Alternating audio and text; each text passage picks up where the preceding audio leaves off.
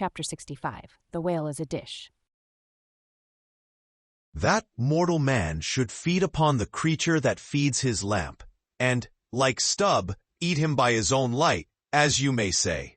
This seems so outlandish a thing that one must needs go a little into the history and philosophy of it. It is upon record that 3 centuries ago the tongue of the right whale was esteemed a great delicacy in France, and commanded large prices there.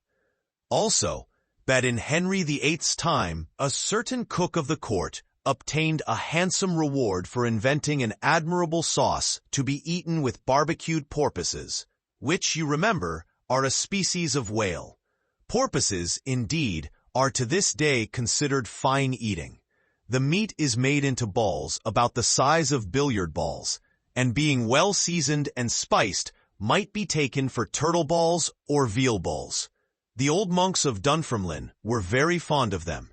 They had a great porpoise grant from the crown. The fact is, that among his hunters at least, the whale would by all hands be considered a noble dish, were there not so much of him. But when you come to sit down before a meat pie nearly 100 feet long, it takes away your appetite. Only the most unprejudiced of men like Stubb nowadays partake of cooked whales. But the Esquimaux are not so fastidious. We all know how they live upon whales, and have rare old vintages of prime old train oil. Zagranda, one of their most famous doctors, recommends strips of blubber for infants as being exceedingly juicy and nourishing. And this reminds me that certain Englishmen, who long ago were accidentally left in Greenland by a whaling vessel, that these men actually lived for several months on the moldy scraps of whales which had been left ashore after trying out the blubber.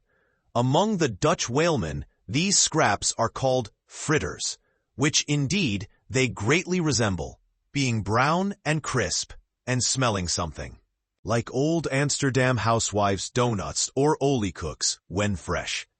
They have such an eatable look that the most self-denying stranger can hardly keep his hands off. But what further depreciates the whale as a civilized dish is his exceeding richness. He is the great prize ox of the sea, too fat to be delicately good. Look at his hump, which would be as fine eating as the buffalo's, which is esteemed a rare dish, were it not such a solid pyramid of fat. But the spermaceti itself, how bland and creamy that is, like the transparent, half-jellied white meat of a coconut in the 3rd month of its growth, yet far too rich to supply a substitute for butter. Nevertheless, many whalemen have a method of absorbing it into some other substance, and then partaking of it. In the long try-watches of the night, it is a common thing for the seamen to dip their ship biscuit into the huge oil pots and let them fry there a while. Many a good supper have I thus made. In the case of a small sperm whale, the brains are accounted a fine dish. The casket of the skull is broken into with an axe, and the 2 plump, whitish lobes being withdrawn, precisely resembling 2 large puddings. They are then mixed with flour, and cooked into a most delectable mess, in flavor somewhat resembling calf's head, which is quite a dish among some epicures. And everyone knows that some young bucks among the epicures, by continually dining upon calves' brains, by and by get to have a little brains of their own, so as to be able to tell a calf's head from their own heads, which indeed requires uncommon discrimination. And that is the reason why a young buck with an intelligent-looking calf's head before him is somehow one of the saddest sights you can see. The head looks a sort of reproachfully at him, with an et tu brute expression. It is not, perhaps, entirely because the whale is so excessively unctuous that landsmen seem to regard the eating of him with abhorrence. That appears to result, in some way, from the consideration before mentioned, i.e., that a man should eat a newly murdered thing of the sea, and eat it too by its own light. But no doubt, the first man that ever murdered an ox was regarded as a murderer. Perhaps he was hung, and if he had been put on his trial by oxen, he certainly would have been, and he certainly deserved it if any murderer does. Go to the meat market of a Saturday night and see the crowds of live bipeds staring up at the long rows of dead quadrupeds. Does not that sight take a tooth out of the cannibal's jaw? Cannibals? Who is not a cannibal?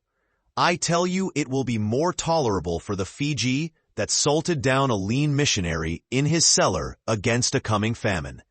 It will be more tolerable for that provident Fiji, I say, in the day of judgment, than for thee, civilized and enlightened gourmand, who nailest geese to the ground and feastest on their bloated livers in thy pâté de foie gras.